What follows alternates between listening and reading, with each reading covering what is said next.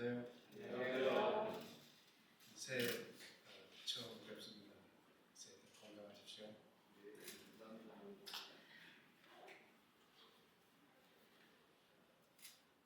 이거 볼 때마다 십자가가 점점 커져서 부담스러워요. 그때 저 조그만 했었는데 그 다음에는 좀 제 키만 했는데 이제는 내가 작아지는 건지 십자가가 커지는 건지 잘 모르겠어요. 저 뒤에 앉아 있으면서 십자가가 점점 커지는 걸 보면서 느끼는 거는 이래도 질래? 이래도 질래? 그런 분위기예요. 더 커지진 않겠네요. 거의 천정에다.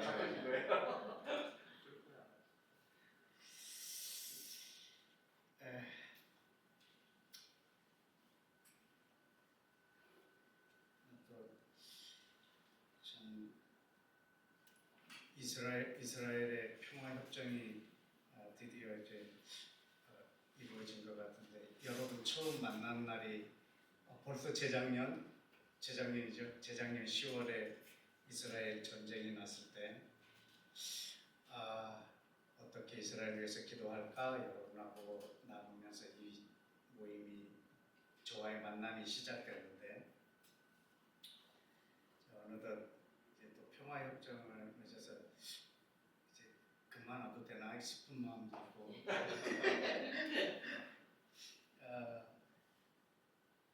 그러나 여러분하고 계속 같이 하나님의 나라를 구하고 싶은 마음이 있습니다. 네. 또 오늘 새벽에는 또 우리나라의 최고 통수권자가 구속이 되는 좀 불행한 나라의 역사가 전례가 생겨버렸습니다.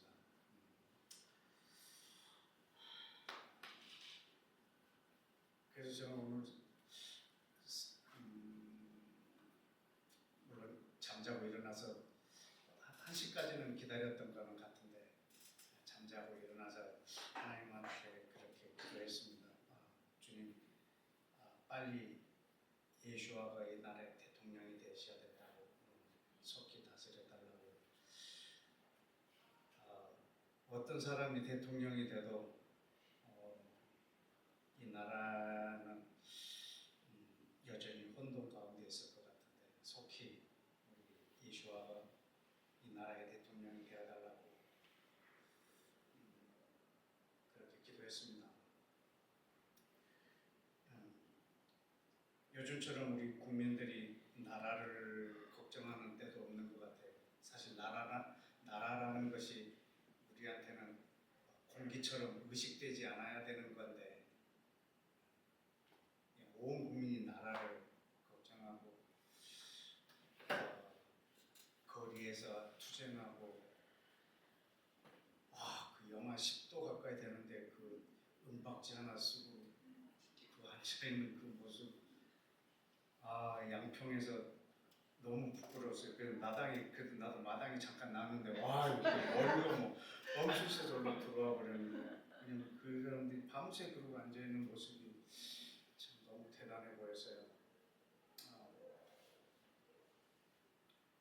사실 국민들은 투표로 얘기하고 정치는 정치가들이 해야 되는데 국민들은 투표는 투표대로 하고 싸움은 또 싸움대로 다 나가서 싸우고 참 이런 부지런한 국민들이 어디 있을까 생각하면 참 한편으로는 소망도 있긴 하지만 나라가 나라의 역할을 제대로 못하고 있구나 하는 그런 마음에 부담도 있습니다. 근데 오늘은 주기도문에 대한 7번째 시간인데 오늘은 나라가 임하옵시며라고 하는 제목으로 나누게 됐는데 오늘은 어떤 신학적인 그런 것들도 물론 하나님의 말씀을 나누려고 하면 신학적인 것이 바탕이 되겠지만 실제적으로 하나님의 나라가 이 땅에 어떻게 임하고 또 어떻게 전개될 것이 계획되어 있는지 여러분들하고 나눠서 대한민국을 사랑하는 여러분의 마음과 또 하나님 사모하는 그 마음들이 오늘 동시에 우리 가운데서 기도되어지기를 원합니다.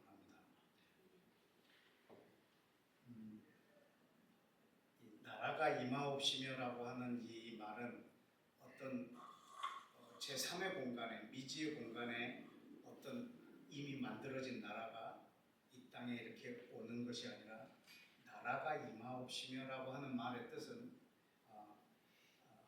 그 나라의 통치, 그리스도의 통치를 말하고, 통치가 임하는 것, 다스림이 있는 것을 우리는 나라라고 말을 합니다. 1년 전에 여러분하고 나눴던 말씀이 기억이 나는데 우리는 신약에는 복음이 있고 구약은 율법이 있다라고 생각하지만 사실은 구약과 신약 전체가 다 복음이에요. 그리고 이 복음에 대한 가장 중심부에 가장 중요한 부분이 하나님의 나라가 있어요. 사실 이 하나님의 나라가 복음이고 주님이 가르쳐 주신 기도의 이 세 번째 간구의 내용이 나라가 임하옵시며인데 실제로는 주기도문 전체가 하나님의 나라가 임하게 해달라고 하는 기도예요. 그것에 대한 여러 표현들이에요. 물론 이제 다음 달에 오면 일용할 양식에 대해서도 나눌 거고 또 죄를 사해 주는 것도 나눌 거지만 이 모든 것들이 다 하나님의 나라에 대한 기도의 간구의 내용들이에요. 그래서 실제로 구약 성경에도 신약 성경에는 복음이라는 단어가 있는데 구약에도 복음이라는 단어가 있음에도 불구하고 그걸 복음으로 번역을 안 해놨어요. 다른 어휘로 번역을 했는데 한번 1년 전에 본 거지만 다시 한번 찾아볼까요? 이사야 40장입니다. 이사야 40장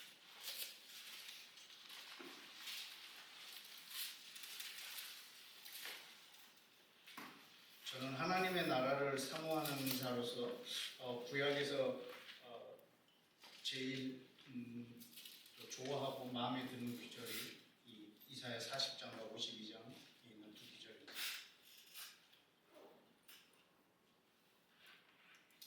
이사야 40장의 9절에 보면 아름다운 소식, 이 단어가 바로 굿뉴스, 복음.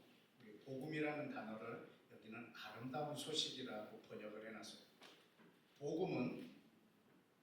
복음을 시온에 전하는 자여, 너는 높은 산에 오르라. 복음을 예루살렘에 전하는 자여, 너는 힘써 소리를 높이라. 두려워하지 말고 소리를 높여 유다 성읍들에게 이르기를 너희의 하나님을 보라 하라.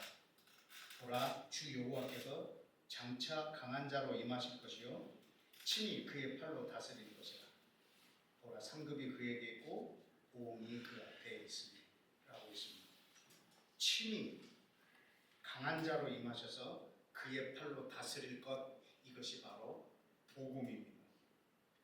우리가 온 땅에 전파해야 될 복음이 있다면 그것은 하나님이 통치하신다.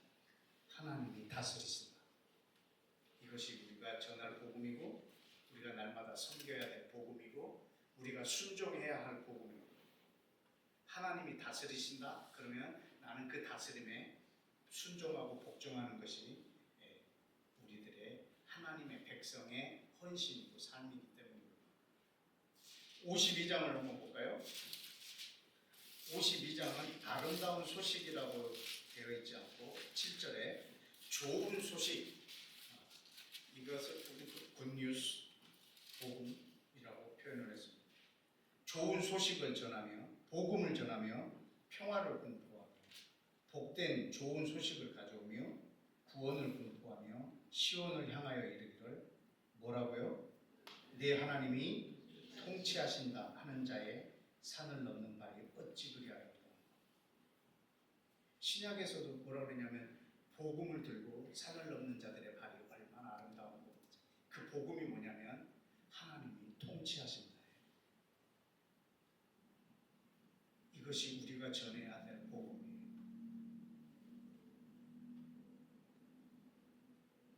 그래서 유대인들에게는 복음이라고 하는 단어가 무엇인지 그들에게는 박혀 있어요. 우리는 복음을 이방인들한테는 아주 생소하게 전해야 돼요. 복음이라는 단어도 몰라요. 그러나 유대인들에게는 이 복음이라는 단어를 알아요. 그래서 그걸 전제로 예수와께서도 공생애 시작할 때 말씀하세요. 마가복음 1장을 한번 보실까요? 마가복음 1장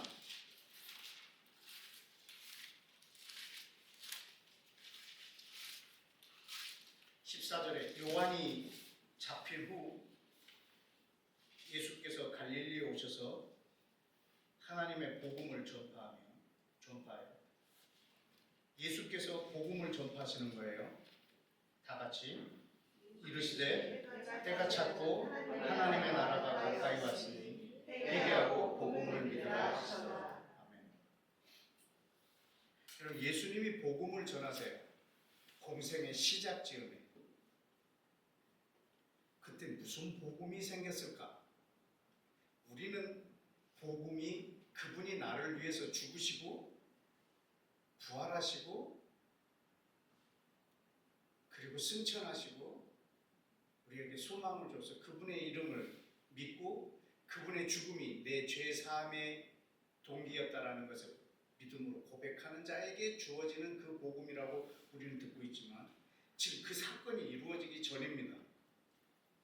예수님이 십자가를 지지도 않았고 부활하시지도 않은 상태에서 복음을 믿으라라고 말을 했습니다. 그런데 많은 유대인들이 그 복음을 믿었어요. 그것은 우리가 믿는 복음하고 좀 다르겠죠. 그들의 복음은 뭐냐면 하나님이 통치하신다. 하나님의 나라가 가까이 왔다. 이 말은 너의 왕을 바꾸라는 거예요. 너희가 지금 어디에 복종하고 있었느냐? 이제는 왕이 바뀌었다. 나에게 돌아오라. 이것이 회개예요.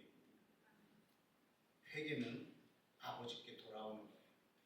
우리 왕을 바꾸는 거예요. 회개하라. 예수님이 오셔서 회개하라. 이 말은 어제 네가 뭘 잘못했고 도둑질했고 간음했고 살인했고 이것을 회개하라 그런 뜻이 아니라 왕을 바꾸라는 거예요. 하나님의 나라가 가까이 왔다. 하나님이 통치하신다. 이것이 바로 복음이고 이 복음을 믿는 자들이 자기의 왕을 바꾸며 세례를 받아야 합니다.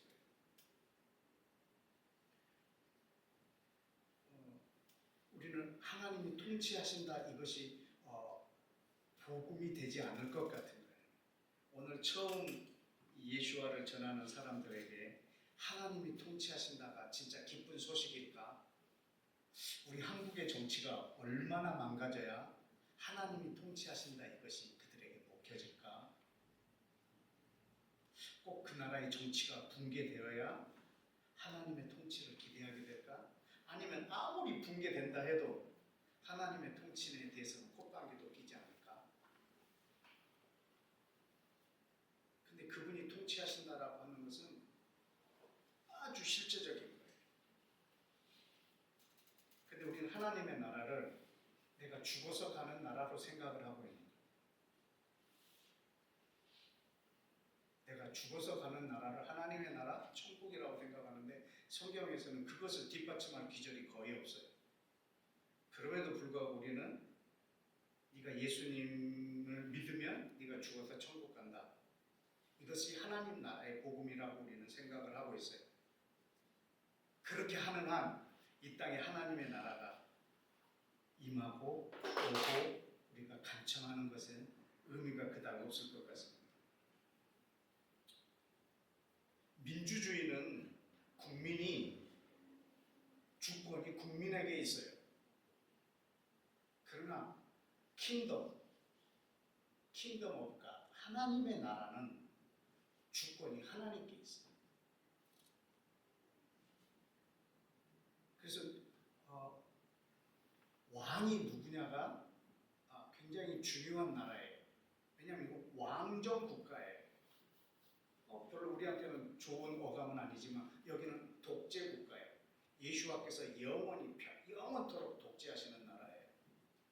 왕정 국가. 그 왕이 누구냐? 그것이 하나님의 나라인데 그것이 내가 죽어서 가는 나라가 아니고 예수님이 재림하셔야만 이루어지는 나라가 아니고 지금 이 시대에 우리가 구해야 될 가장 중요한 기도요. 우리가 구해야 될, 추구해야 될 가장 중요한 것이라.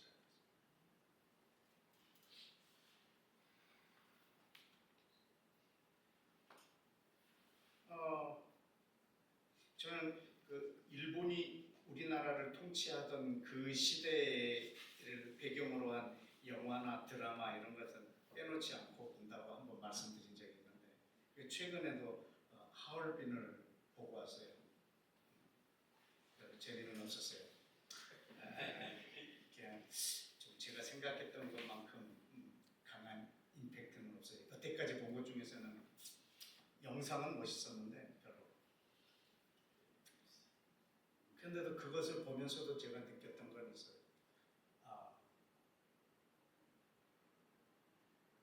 일본이 우리나라를 통치하고 있는 동안에 이 대한민국이라고 하는 이 나라를 꿈꿀 텐데 어떻게 대한민국이라는 나라가 이 땅에 이루어질까? 원래 대한민국이었는데 그리고 그 국민들이 그 땅에 여전히 살고 있는데 대한민국을 꿈꾸고 있단 말이죠. 그 나라가 오기를 투쟁하면서 기다리고 있다는 거죠. 근데 어떻게 해야 이 대한민국이라는 나라가 임하게 될까?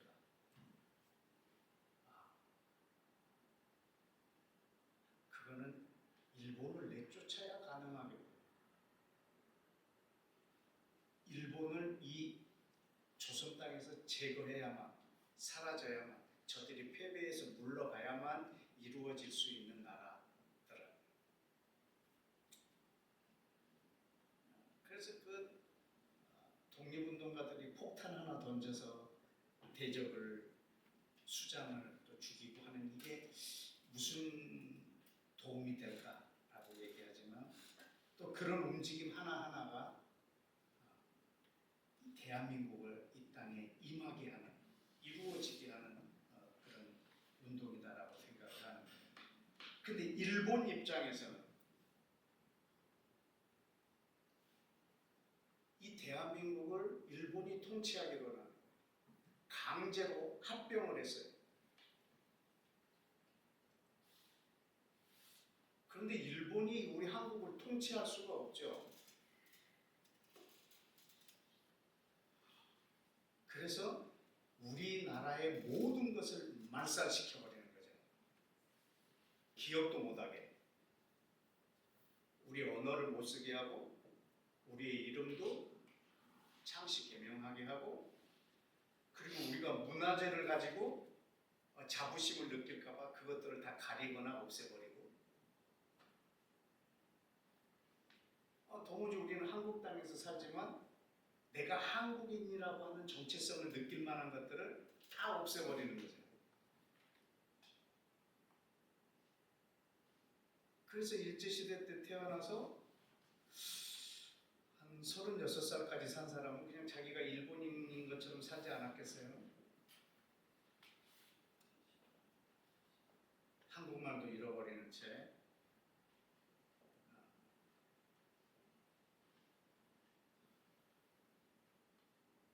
원래 이 땅은 한국 땅이었는데 말입니다. 원래 이 세상은 하나님의 나라였어요. 그런데 사단이 불법으로 이 세상 임금이 됐어요. 그래서 이 땅에 있는 모든 사람들이 이곳이 하나님의 나라라고 하는 것들을 기억하지 못하도록 말살 정책을 피우는 거죠. 그래서 이 땅에서 그 누구도 하나님의 나라를 꿈꾸지 못하고 사단이 주는 것을 그대로 받아들이면서 이것이 하나님의 나라구나 라고 느끼도록 만들어버린 거죠. 그러면 하나님의 나라는 어떻게 임할까? 사단이 주는 것을 거절하는 거죠. 하나님의 나라의 반대는 사단의 땅, 사단의 나라. 하나님의 나라가 확장되면 사단의 나라는 축소될 거고, 사단의 나라가 확장되면 하나님의 나라는 축소될 거예요. 우리는 지금 그 속에서 살고 있거든요. 우리 일상에서 하나님의 나라가 어떻게 하면 확장이 될까? 이것이 날마다 우리가 구해야 되는 우리의 기도고, 우리의 순종이고, 우리의 활동이 되어야 되는 거죠.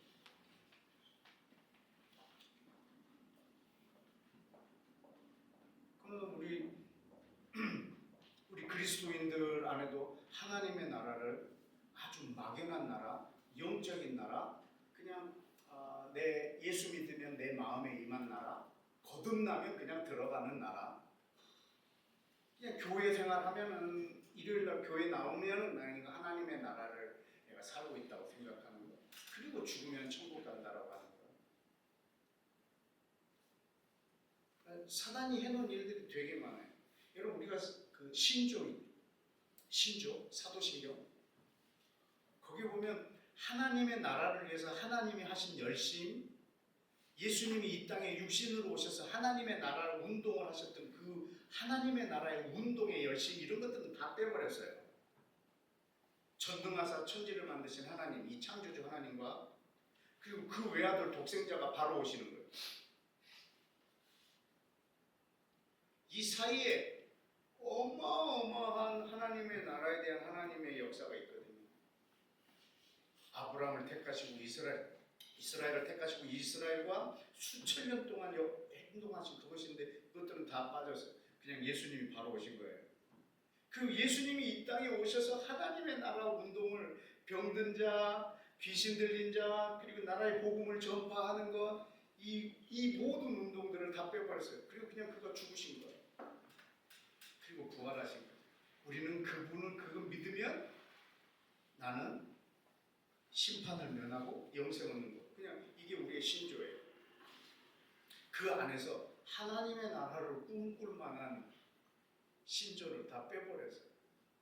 그냥 그거를 믿으면 내가 심판을 면하고 영생을 얻는다. 이렇게. 그래서 우리는 하나님의 나라에 대한 깊은 고민을 가져야 돼요. 사단이 주는 것을 그대로 우리가 받아들일 게 아니라,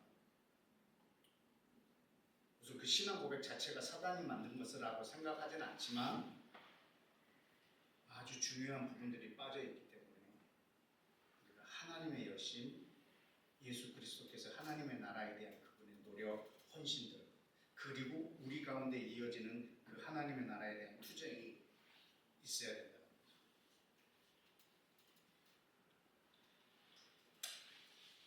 이 세상의 끝이 어딘가라고 예수님 당시에 제자들도 질문을 했고, 저와 여러분들도 그것에 대한 고민을 한번 해봐야 될 것 같습니다. 우리 마태복음 24장을 좀 열어주십시오. 마태복음 24장.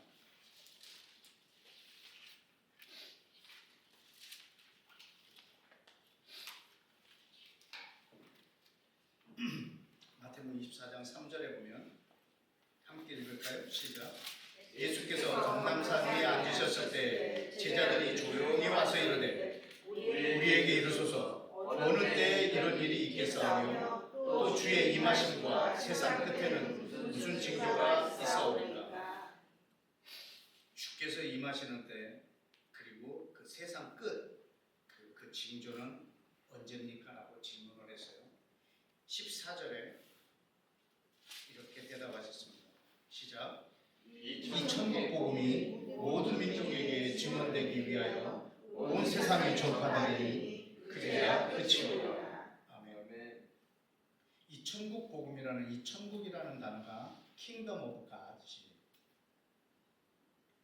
하나님의 나라의 복음, 하나님 나라의 복음이 온 세상에 전파되어야 끝이 온다라고 했습니다. 하나님의 나라의 복음이 뭐냐면 하나님께서 통치하신다.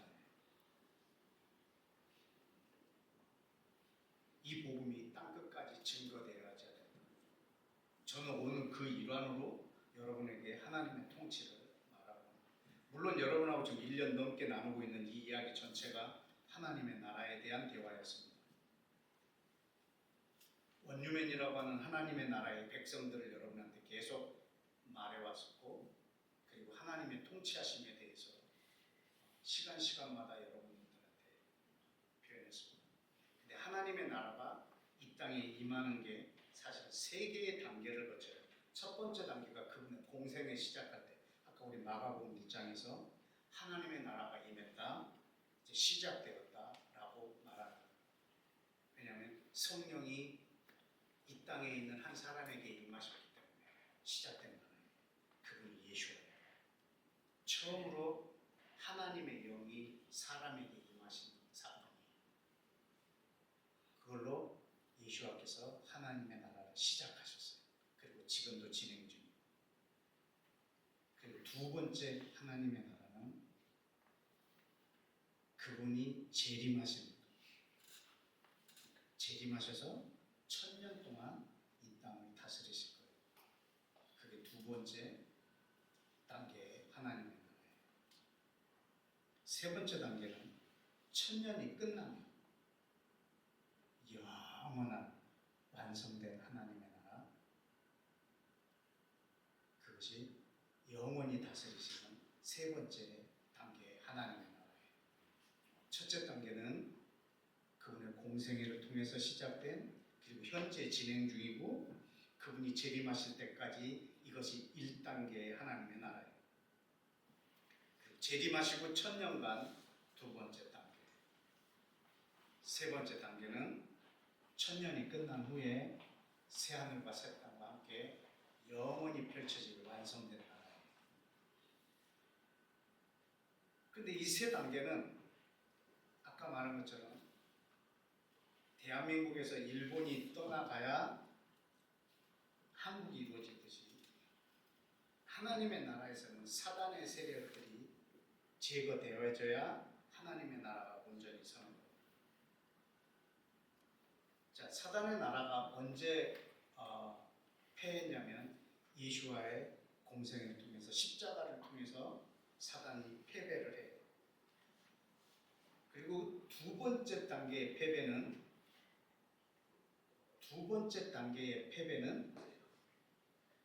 예수께서 재림하실 때, 그때 사단은 영원한 무적임을, 영원하지 않죠. 1000년 동안 가도록. 그래서 꼼짝도 하지 못하도록 1000년간 가두는 것이 사단의 두 번째 패배. 그리고 세 번째 패배는 1000년이 끝날 때 살짝 풀어줄 거예요. 그리고 영원한 불못에 던지는 것이 사단의 세 번째 패배. 하나님의 나라가 이 땅에 오는 것과 사단의 나라가 제거되는 것이 거의 같은 기준으로 이루어집니다. 그것이 계시록 20장에 있는데 한번 보실까요? 요한계시록 20장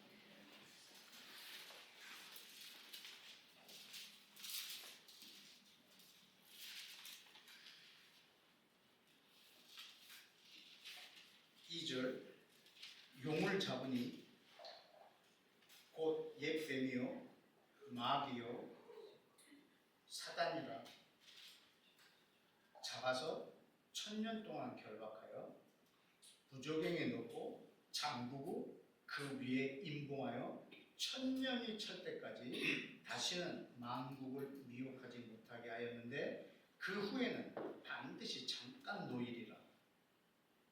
또 내가 보자들을 보니 거기에 앉은 자들이 있어 심판하는 권세를 받았더라. 또 내가 보는 예수를 증언함과 하나님의 말씀 때문에 목배임을 당한 자들의 영혼들과 또 짐승과 그의 우상에게 경배하지 아니하고 그들의 이마와 손에 그의 표를 받지 아니한 자들이 살아서 그리스도와 더불어 1000년 동안 왕노릇하니 그 나머지 죽은 자들은 1000년이 차기까지 살지 못하더라. 이것이 첫째 부활이라. 첫째 부활에 참여한 자들은 복이 있고 거룩하도다. 둘째 사망이 그들을 다스리는 권세가 없고 도리어 그들이 하나님과 그리스도의 제사장이 되어 1000년 동안 그리스도와 더불어 왕노릇하리라. 7절에 보면 1000년이 참에 사단이 그 옥에서 놓여 나와서 사방 백성 곧 곡과 마곡을 미혹하고 모아 싸움을 붙이리니 그 수가 바다의 모래 같으리라. 10절에 또 그들이 미혹하는 마귀가 불과 유황의 못에 던져지니 거기는 짐승과 거짓 선지자도 있어 세세토록 밤낮 괴로움을 받으리라. 자, 여기 보면 여러분 우리의 부활도 세 개의 단계를 거쳐요. 첫 번째 단계는 예수님의 공생애 때 부활의 첫 열매가 되세요. 그리고 그분이 재림하시는 순간에 첫째 부활이 이루어져요. 그리고 1000년이 찬 후에 그때 두 번째 부활이 이루어져요. 그러면 사망도 이 세 단계를 거치게 돼요. 사망이 힘을 잃는 것. 예수와께서 십자가에서 사망의 권세를 이기세요. 그리고 예수께서 재림하셨을 때 사망이 힘을 잃어요. 여기 써 있는 것처럼 사망이 사람들을 주관하지 못해요. 그런데 여전히 죽는 사람도 있어요. 왜냐하면 완벽하게 제거하지 않았기 때문에. 그러나 1000년이 찬 후에는 사망이 마지막 제거될 대적이에요. 완전히 제거되죠. 고린도전서 15장을 한번 보실까요? 고린도전서 15장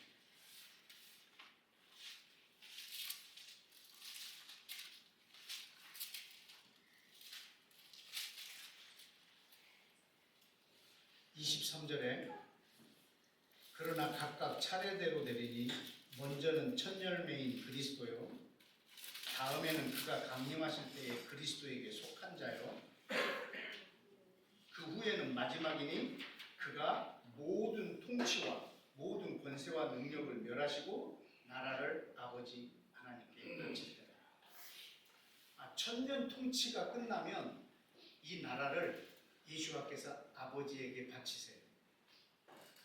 그것이 이제 영원한 완성된 나라인데 그 전에 이루어질 것이 뭐였냐면 예수와가 첫 열매고 그 다음에 그분이 강림하실 때 그가 속한 첫 번째 부활한 사람들이고 그 다음에는 1000년 후에 일어날 마지막 부활. 그때 26절에 보면 맨 나중에 멸망받을 원수는 사망이니라. 그러면 1000년 왕국 동안에도 사람이 죽을 수 있겠네요. 네, 죽을 수 있어요. 왜냐하면 맨 마지막에 멸망받을 존재가 사망이니까. 그건 1000년 왕국이 찬 후에. 그런데 그 힌트가 어디 있냐면 이사야 65장에 있어요. 이사야 65장을 볼까요?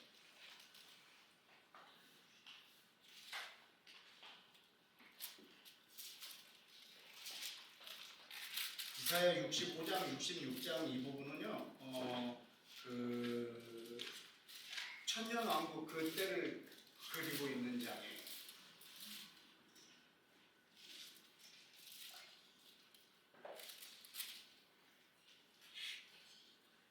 음, 19절에 보면 내가 예루살렘을 즐거워하며 나의 백성은 기뻐하리니 18절부터 보여요. 너희는 내가 창조한 것으로 말미암아 영원히 기뻐하며 즐거워할지니라. 보라 내가 예루살렘을 즐거운 성으로 창조하며 그 백성을 기쁨으로 삼고 내가 예루살렘을 즐거워하며 나의 백성을 기뻐하리니 우는 소리와 부르짖는 소리가 그 가운데서 다시는 들리지 아니할 것이며 거기는 날 수가 많지 못하여 죽는 어린이와 수완이 차지 못한 노인이 다시는 없을 것이라. 곧 100세에 죽는 자를 젊은이라 하겠고 100세가 못 되어 죽는 자는 저주를 받은 자예요. 그리고 100세가 못 돼서 죽는 사람도 있다는 말이에요. 근데 이때 사람의 수명이 얼마나 될 거냐면 22절에 보면 그들이 건축한 데에 타인이 살지 아니할 것이며 그들이 심은 것을 타인이 먹지 아니하리니 이는 내 백성의 수완이 나무의 수완하고 같겠고 내가 택한 자가 그 손으로 일한 것을 누리게 할 것이다. 그 사람들의 이 목숨이 나무의 수명과 같다. 그땐 25절에 보면 이리와 어린 양이 함께 먹을 것이고 사자가 소처럼 짚을 먹을 것이며 뱀은 흙을 양식으로 삼을 것이고 나의 성산에는 해함도 없겠고 상함도 없으리라. 이게 마지막에 예수와께서 이 땅에 오셔서 이 모든 세상이 변화될 그 조건들을 말하고 있어요.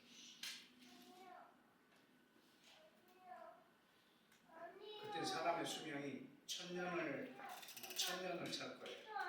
그냥 1000년 동안 사람들이 죽지 않을 거거든요. 에덴이 있고 난 다음에 사람의 수명이 1000년이었거든요. 다시 처음 에덴으로 돌아가는 과정 속에서 회복돼야 될 이 인류의 1000년이라고 말할 수 있죠. 그때는 무두셀라 같은 사람은 969살을 살았어요. 아마 그때도 사람의 수명이 굉장히 길 거예요. 그러나 죽는 사람은 분명히 있을 겁니다. 왜? 아직 사망이 멸망되지 않은 때. 여러분 그때는 사단이 무저갱에 있어서 갇혀 있지만 그 땅에는 죄는 여전히 있을 거예요. 죄인이 분명히 있을 거고 예수님이 재림하셨어도 거기에는 예수님을 믿지 않는 사람도 있을 거고 믿는 이들도 있을 거고 첫째 부활에 참여해서 부활의 몸으로 있는 사람도 있을 거고 자연인의 몸으로 있는 사람들도 있을 거고 그러나 예수님과 함께 부활의 몸으로 입은 사람들이 온 땅을 통치할 겁니다.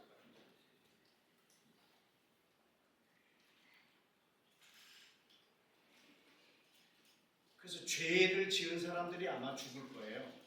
죽는다면 그 죄의 결과로. 그런데 거의 죽지 않는 걸 보면 그 사람들이 통치를 잘하고 있기 때문일 거예요. 예수와가 우리의 왕이 돼서 실제로 1000년을 통치하시기 때문에 말이죠.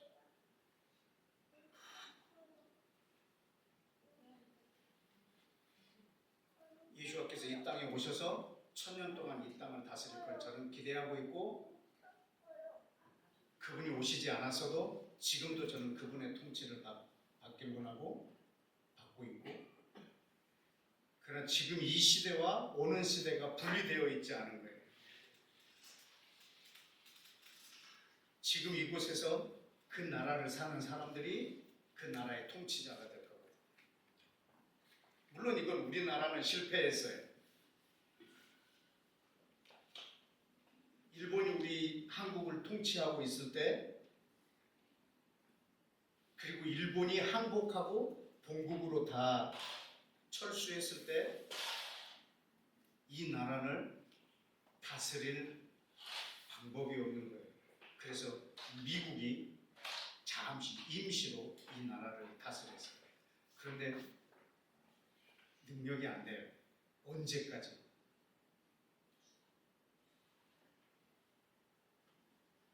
그래서 일본 통치 시절에 이 나라의 요직에 있었던 사람들을 다시 등용을 했어요.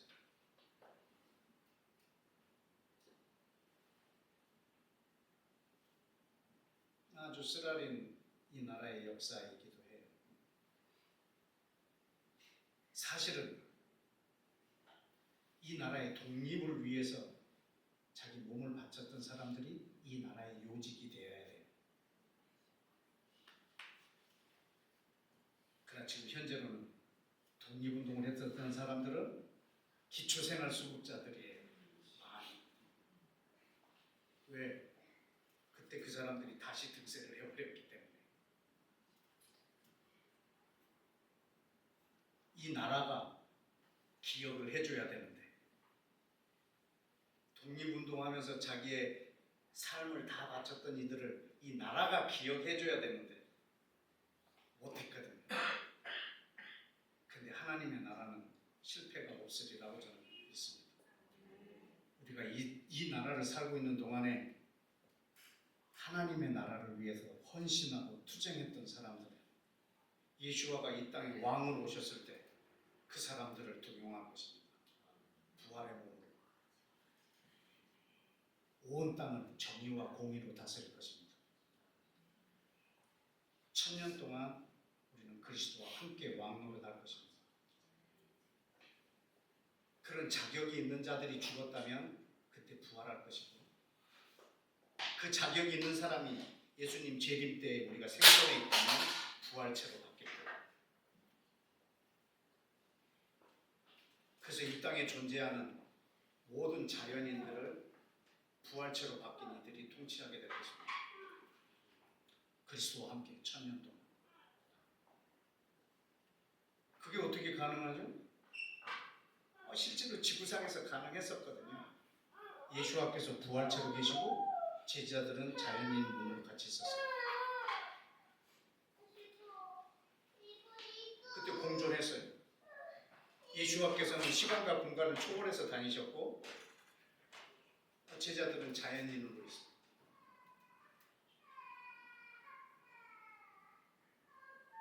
우리도 나중에 예수와처럼 부활의 몸이 저는 될 걸 믿습니다. 그리고 이 땅을 살 것을 믿습니다.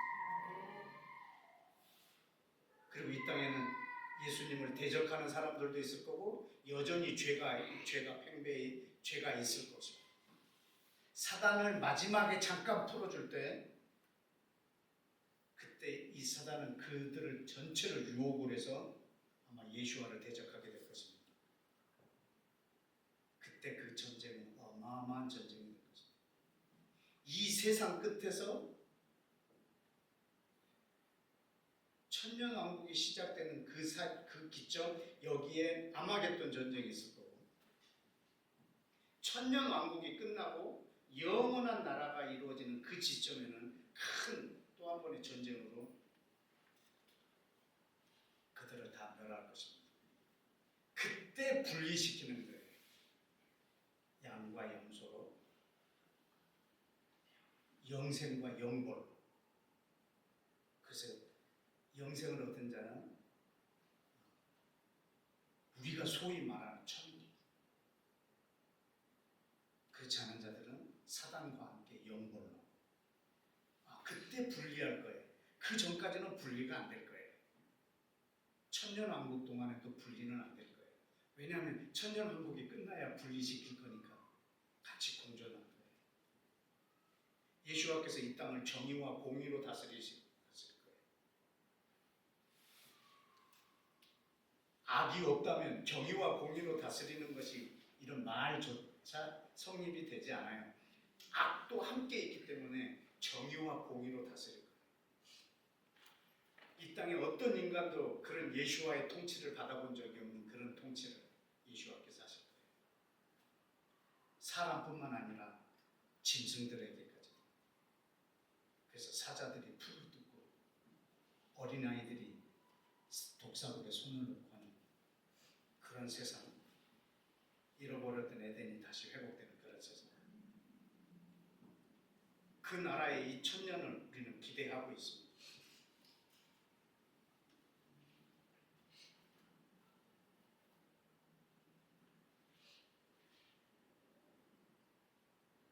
그러나 그 전에 지금 이 시대에 우리 가운데 하나님의 나라가 어떻게 임하느냐, 그건 하나님의 나라의 법으로 우리가 사는 거예요. 그것이 하나님을 사랑하고 사람을, 다른 타인을 내 몸처럼 사랑하는 거예요. 그러나 사단은 이렇게 살도록 우리를 내어버려 두지 않아요. 우리들의 삶의 흔적에서 하나님의 나라의 어떤 냄새라도 나면 그것을, 그 흔적을 없애버리게 하려고 우리를 유혹할 거거든요. 사단의 통치를 받게 합니다. 하나님의 나라가 이 땅에 임하게 하는 그 근거로 이스라엘이라는 나라를 두셨는데, 이 이스라엘을 통해서 모든 민족을 복을 주는 것이 우리 왕의 계획이에요. 근데 모든 이방인들이 이스라엘을 미워하도록 사단은 유혹을 하고 있어요.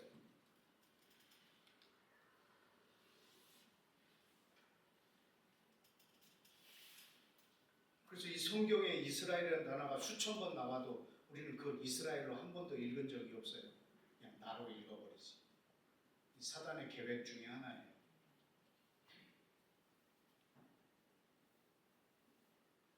근데 이스라엘이라는 나라가 AD 70년에 사라져서 1948년도까지 없었어요. 지구상에. 하나님이 그토록 사랑하는 나라가 1900년 동안 지구상에 없어요.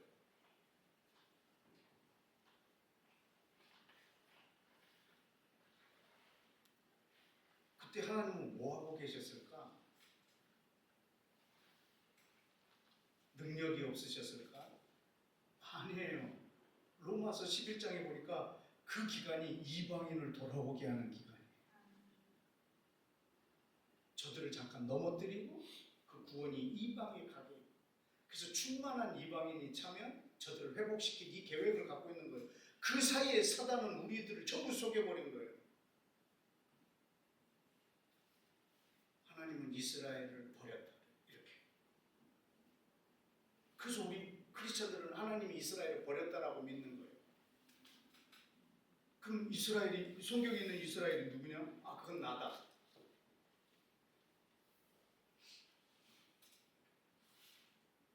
그럼 하나님의 계획은 완전히 무산되어 버리거든요. 아, 그걸 아주 성공적으로 해냈어요, 사단이. 근데 1900년 만에 이스라엘이라는 나라가 지구상에 생겨버렸네요. 모든 사람이 이것을 불법이라고 규정을 하는 거예요. 팔레스타인을 내쫓고 이스라엘이 강압적으로 군대의 힘을 빌려서 저들이 팔레스타인 땅을 빼앗았다라고. 만약에 성경에 영원토록 이 땅에 대한 주권을 선포하지 않았다면 나도 거기에 동조했을 거예요.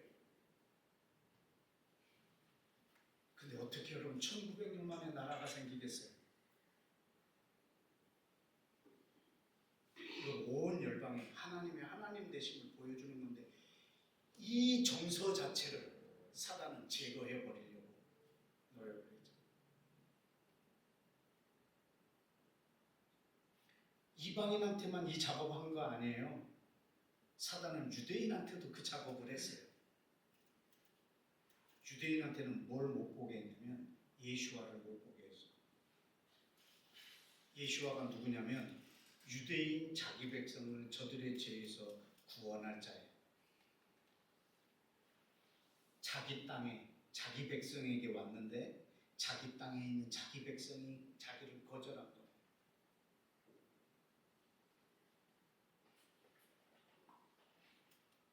지금 현재 2025년도에 예수와를 자기의 메시아로 믿는 유대인이 0.00000001%예요.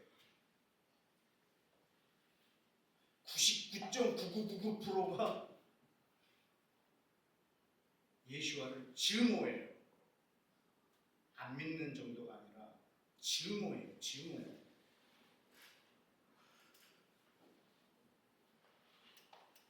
이렇게 사단이 두 민족, 유대인과 이방인을 가려놨어요. 하나님의 나라가 이 땅에 임하는 것을 원천 봉쇄해놨죠. 그래서 유대인이 눈을 떠서 예수와를 보고 이방인이 눈을 떠서 이스라엘의 회복을 꿈꿀 때 그때 사단의 나라가 점점 줄어들 거예요. 내가 사단이라면 이방인들이 이스라엘의 회복을 꿈꾸는 걸 막을 거고 유대인들이 예수와를 메시아로 믿는 것을 철저하게 막을 거예요. 그렇게 하는 한 자기의 나라가 계속 딜레이 될 거거든요. 멸망에 있어서.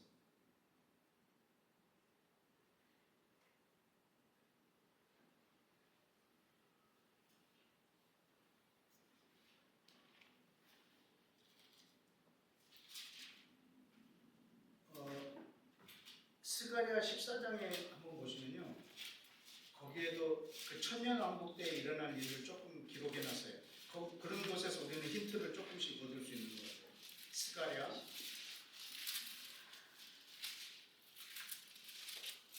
말라기 바로 전에 있습니다. 스가랴 14장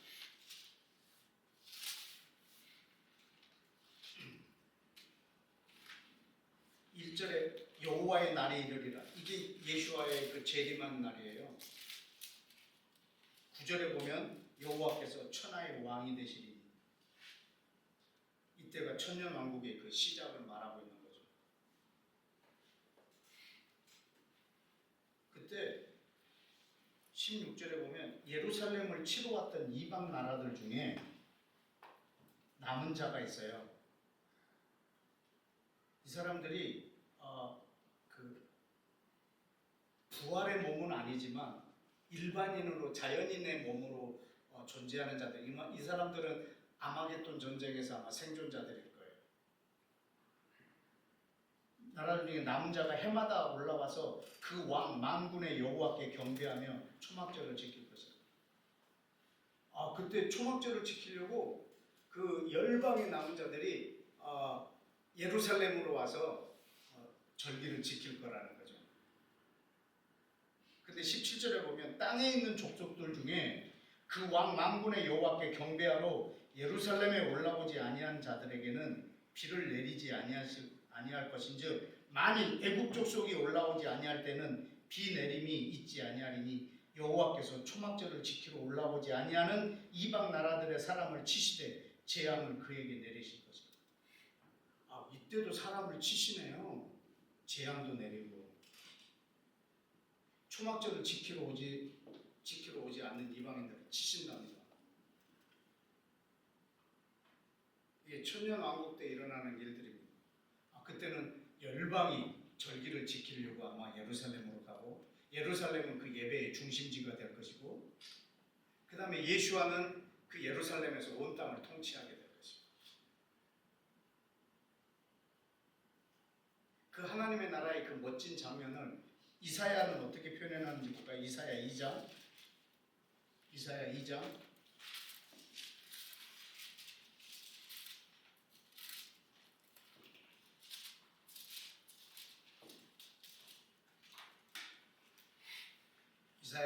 2절. 말일에, 이 말일은 언제냐면 이 세상 끝날이에요. 다시 말하면 천년왕국이 시작되는 그때를 말하죠. 말일에 여호와의 전에 산이 모든 산 꼭대기에 굳게 설 것이고 모든 작은 산 위에 뛰어나리니 만방이 그리로 모여들 것이다. 많은 백성이 가며 이르기를, 오라 우리가 여호와의 산에 오르며 야곱의 하나님의 전에 이르자. 그가 그의 길을 우리에게 가르치실 것이다. 우리가 그 길로 행하리라. 이는 율법이 시온에서 나올 것이고 여호와의 말씀이 예루살렘에서부터 나올 것이니 그가 열방 사이에서 판단하시며 많은 백성들을 판결하시니 우리가 그들의 칼을 쳐서 보석을 만들고 그들의 창을 쳐서 낫을 만들 것이니 이 나라 저 나라가 다시는 칼을 들고 서로 치지 아니하며 다시는 전쟁을 연습하지 아니하리라. 이게 그 천년왕국 시대에 평강의 왕이 다스리는 그 나라의 모습입니다. 그때 열방이 예루살렘을 향하여 달려오고 우리가 그 산에 오르자. 주의 말씀이 예루살렘에서, 그 율법이 시온에서 나올 것이다 라고 노래하며 그 온 열방이 올라가는 모습들이에요. 이건 실제로 이 땅에서 일어나는 일이에요. 예수와께서 이 땅에 오셔서 온 세상을 통치하실 그날, 저는 그 통치를 이 땅에서 기대합니다. 이사야 9장도 한번 볼까요? 이사야 9장 6절. 이는 한 아기가 우리에게 낳고 한 아들을 우리에게 주신 바 되었는데 그 어깨에는 정사를 메었고 그의 이름은 기묘자라 모사라 전능하신 하나님이라 영존하시는 아버지라 평강의 왕이라. 이 평강의 왕이 이 땅에 오셔서 통치하실 텐데, 평강의 왕이 이 땅에 오시기 전까지는 이 땅에는 평강이 없을 거예요. 평화가. 근데 7절에 보면 그의 정사, 그의 정권, 그 다음에 그의 평강의 더함이 무궁하며 또 다윗의 왕자와 그의 나라에 군림하여 그의 나라를 굳게 세우고 지금 이후로 영원히 정의와 공의로 그것을 보존하실 것이라 만군의 여호와의 말씀 열심히 이루시리라. 그 다윗의 보좌에 앉아서 자기의 나라를 굳건하게 세우시고 정의와 공의로 온 세상을 통치하는 거예요. 그것을 약속하셨고 저는 그것이 이 땅에 온 열방에 이루어질 것을 믿습니다. 예수와는 온 열방의 왕이십니다. 그분은 이 땅에 오셔서 왕 노릇하실 것입니다. 그분은 예루살렘의 왕, 이스라엘의 왕으로 오셨지만 모든 열방의 왕이 될 것이고 유대인의 구원자로 오셨지만 온 민족의 구원자가 되실 것입니다. 실제로 그분이 이 땅에 오셔서 천년간 통치하실 것입니다. 지금 이 땅에서 그분의 나라를 꿈꾸고 투쟁하고 사는 사람들과 함께 천년간 다스릴 것입니다. 만약에 여러분이 살아계실 때 예수와께서 재림하신다면 저는 여러분의 몸이 부활체로 변하여서 온 세상을 그리스도와 함께 다스리며 그분의 왕되심을 가까이에서 누리시기를 축복합니다. 아멘.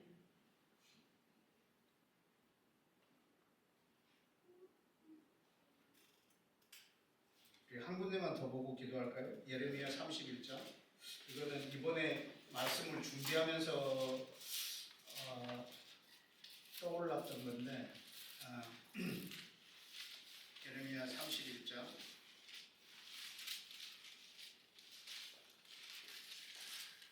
31절에 늘 제가 이렇게 언약에 대해서 말할 때 인용하는 말씀인데 여호와의 말씀이니라. 보라, 날이 이르리니 내가 이스라엘 집과 유다 집에 새 언약을 맺으리라. 이 언약은 내가 그들의 조상들의 손을 잡고 애굽 땅에서 인도하여 내던 날에 맺은 것과 같지 아니할 것은 내가 그들의 남편이 되어서도 그들이 내 언약을 깨뜨렸습니다. 여호와의 말씀입니다. 그러나 그날 후에 내가 이스라엘 집과 맺은 언약은 이러하니 내가 나의 법을 그들 속에 두며 그들의 마음에 기록하여 나는 그들의 하나님이 되고 그들은 내 백성이 될 것이다. 34절 제가 보고 싶은 게 그들이 다시는 각기 이웃과 형제를 가르쳐 이르기를 너희는 여호와를 알라 하지 아니하리니 이는 작은 자로부터 큰 자까지 다 나를 알기 때문이다. 내가 그들의 악행을 사하고 다시는 그 죄를 기억하지 아니하리라. 여호와의 말씀입니다. 전 이게 언제 이루어질까 그런 생각이 이루어졌는데 이게 천년왕국 때 그 새 언약 가운데 저들이 있을 때 그렇게 되지 않을까. 여기서 말하는 여호와는 예수와예요. 그 누구도 예수와를 알라 막 이렇게 전도하고 그러지 않아도 된다는 거죠. 왜냐면 어린아이부터 어른까지 누구든지 다 그분을 알게 되는 날이 올 거니까. 저는 그날이 속히 오기를 원하지만 그분이 재림하시기 이전이라도 이스라엘 안에서 그 큰 회개가 이루어지기를 원합니다. 그래 그들의 눈이 뜨여져서 예수와가 왕인 것을 볼 수 있는 그 날이 되기를 원합니다. 그래서 이 천년왕국이라는 이 기간은 지금 현재 우리가 살고 있는 이 세상과 완성된 영원한 하나님의 나라 사이에 이 과도기적인 이 천년인 것 같아요. 예수와께서 실제로 이 땅을 통치하고 싶어요. 왜냐하면 이게 누가 잃어버린 시간이냐면 아담이 잃어버린 시간이에요. 이 땅을 통치하고 다스리는 그것을 잃어버리고 사람에게 내어준 그 기간을 예수와가 이 땅에 오셔서 다시 회복하기를 원하는 그 왕 대신 지금 우리가 마음으로 예수님을 왕이라고 모시고 있는 이 정도가 아니라 실제로 그분이 오셔서 통치하시는데 그 그 실제 통치하심이 오늘을 사는 저와 여러분에게 실제로 있기를 원하고 날마다 이것이 우리의 투쟁이 되고 날마다 그 나라를 추구하는 이것이 그 나라를 구하는 오직 그의 나라를 구하라는 그 의미일 거고 주님께서 가르쳐 주신 기도에 나라가 임하옵시며라고 하는 이 기도의 간청이 바로 우리의 그런 삶인 것 같습니다. 다 함께 기도하겠습니다.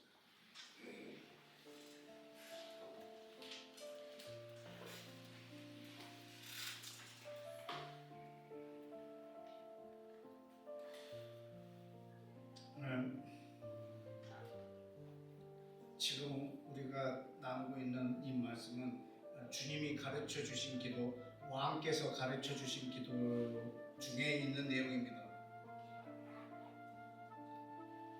우리 왕이 우리에게 기도를 가르쳐 주시는데 나라가 임하옵시며라고 기도하라고 가르쳐 주셨습니다. 이 나라의 특징 중에 하나는 기도를 통해서 임하는 나라입니다. 그런데 기도는 우리의 언어로 시작되지만 우리의 순종으로 완성되는 것이 기도입니다. 하나님, 날마다 내 입으로 당신의 나라를 구하게 하시고 날마다 내 삶 속에 그 나라의 순종이 있게 해주셔서 사단으로부터 오는 것은 다 거절하게 해주시고 하나님으로부터 오는 것을 내가 순종하면 주님 나를 통해서 이 땅에서 당신의 나라가 확장되고 사단의 나라가 축소되게 하여 주옵소서.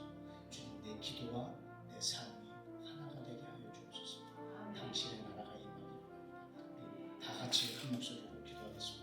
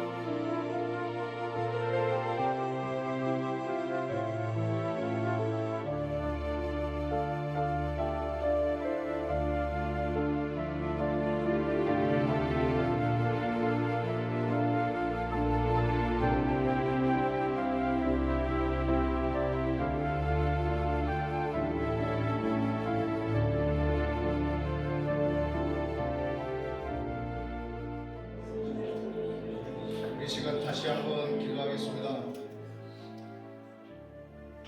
이번 주에 이스라엘과 아랍, 팔레스타인 간의 평화협정이 있어졌지만 평화협정으로 그 땅에 평화가 온 것이 아니라 평강의 왕이신 예수아가 팔레스타인과 아랍 사람들의 마음에 임할 때 그리고 유대인들의 마음에 임할 때 비로소 오는 것이 그 땅의 평화일 것입니다.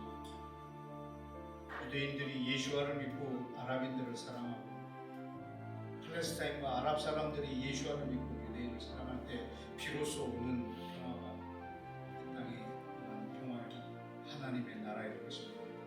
하나님의 나라에 어찌 보면 최전방 같은 곳에 있는 주님 이스라엘과 팔레스타인 그리고 그 이스라엘, 이라크, 이란 이 나라들 그들 가운데 주님 하나 되는 역사가 예수와 그리스도를 나의 왕, 나의 구주로 동시에 받아들임으로 일어나는 그 하나님의 통치가 천년왕국이 시작되기 이전이라도 주님 그 땅 가운데 있어질 수 있도록 성령님 아랍 사람들과 유대인의 그 강팍한 마음과 그 굳은 마음을 제하여 주시고 부드러운 마음과 새 영과 새 마음을 저들에게 부어주옵소서. 이 시간 함께 다 같이 기도하겠습니다.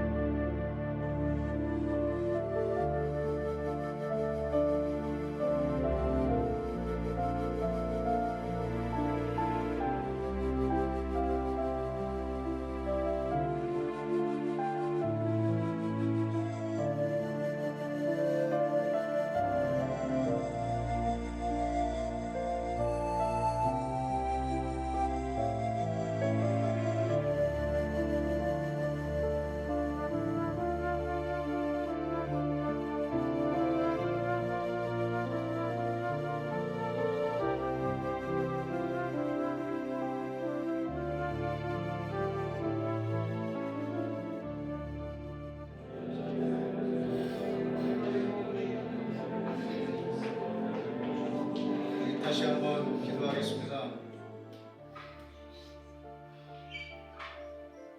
성경 전체의 이 긴 역사는 하나님의 나라가 이 땅에 임하기 하기 위한 하나님의 역사임에도 불구하고 우리의 신앙을 나의 안위와 나의 영생으로 대체시켜버린 예수와께서 이 땅에서 왕이 되시려고 오셨고 십자가를 지심으로 그분의 다스림과 통치를 이루시려고 하시는 그분의 열심을, 그분이 다스리고 싶어 하시는 그분의 통치를 내 안중에 놓고 그냥 내가 죽어서 가는 나라 정도로 바꿔버린 그 사단의 계략들이 우리 가운데서 무너지고 나도 예수와처럼 하나님 나라의 운동을 할 수 있는 그런 투쟁을 할 수 있는 하나님의 나라의 역군이 될 수 있도록 내가 이 시간에 헌신하기 원하고,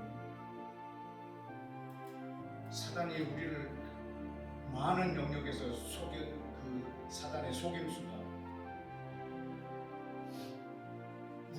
우리가 거절하고 하나님의 계획을 아멘으로 받아들일 수 있는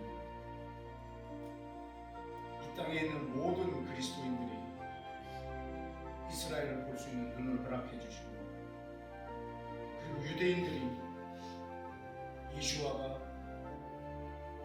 우리 민족의 메시아여 우리 왕인 것을 보게 되는 날 허락해 달라고. 사단의 모든 계획들이 물거품이 되고 하나님의 계획이 수면 가운데서 드러나서 많은 이들이 그걸 보고 아멘할 수 있도록 주님 이 시대에 깨어있는 하나님의 나라를 사모하는 하나님의 나라의 역군들이 사단의 것을 거절하고 하나님의 계획들을 수용하는, 그것이 내게 해로울지라도 감당하는 투쟁하는 이들이, 그 독립운동가들이 주님 우리 그리스도인들 가운데서 많이 일어날 수 있도록, 그리고 내가 그 사람이 되어질 수 있도록 한 번 더 기도하겠습니다.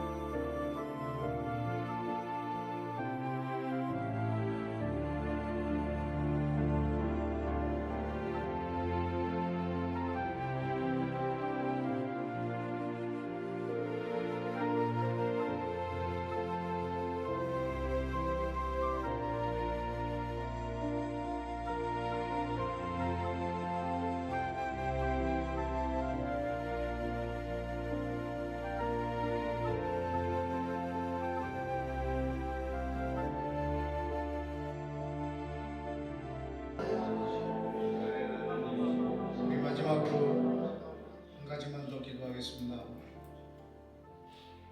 하나님, 우리나라 이 대한민국은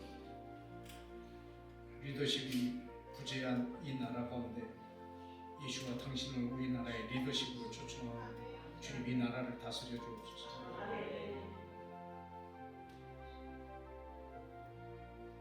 누가 대통령이 되어도 그 국민들이 그 나라인데, 하나님 이 대한민국에 소속되어 있는 이 국민 한 사람 한 사람 안에 하나님의 나라가 임하게 해주시고, 어떤 사람이 다시 리더십이 되더라도 그 사람을 통해서 하나님의 나라의 속성과 가까운 나라가 되게 해주옵소서.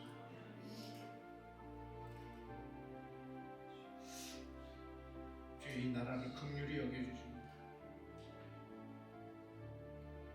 예수와를 대통령으로 초대하며 기도하는 이들이 이 땅에 많아지게 해주시고, 그리고 실제로 주님 속히 오셔서 이 대한민국 이 땅을 다스려 주옵소서.